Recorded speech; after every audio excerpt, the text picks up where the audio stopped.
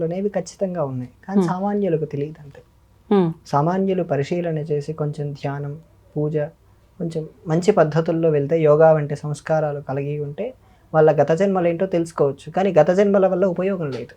తెలుసుకోవటం వల్ల ఏం ఉపయోగం ఉంది? ఉమ్, ఏమైనా ఉపయోగం దానికి దీనికి సంబంధం ఉండదు. ఓకే. ఎందుకంటే అక్కడ కట్ అయ్యే అంటే సంబంధం ఉంటుంది. అక్కడ కలిగిన సంబంధాలు వాళ్ళు వేరే జన్మలు తీసుకుని, లేదా మీరు ఇంకొక జన్మ తీసుకుని వాళ్ళ కనెక్ట్ అవుతారు. ఉమ్, ఉమ్, ఇప్పుడు మీకు కలిగిన పిల్లలు కానీ, నాకు కలిగిన తల్లి కానీ, తండ్రి కానీ, వాళ్ళందరూ గత జన్మల కనెక్టివిటీతోనే మనకు కలిగారు. ఉమ్, ఆ కనెక్టివిటీ లేకపోతే వాళ్ళు మనకు కలగరు, వాళ్ళు మనం కాంటాక్ట్ అవ్వం. ఓకే. ఎందుకు? ఇప్పుడు నేనున్నాను, మా తల్లిదండ్రులకి ఎందుకు పుట్టాలి? మీ తల్లిదండ్రులకు నేను ఎందుకు, మీకు తమ్ముడుగా ఎందుకు నేను పుట్టిండకూడదు?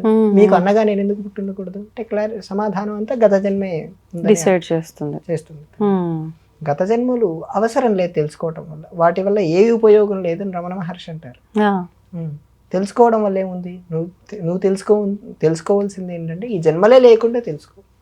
పునరపి జననం, పునరపి మరణం, పునరపి జనని జఠరే శయనం. ఈ మళ్ళీ పుట్టడం, చచ్చిపోవటం, మళ్ళీ పుట్టడం, చచ్చిపోవటం ఉమ్. అనే సైకిల్ తీసే, ఆ సైకిల్లో నుంచి బయట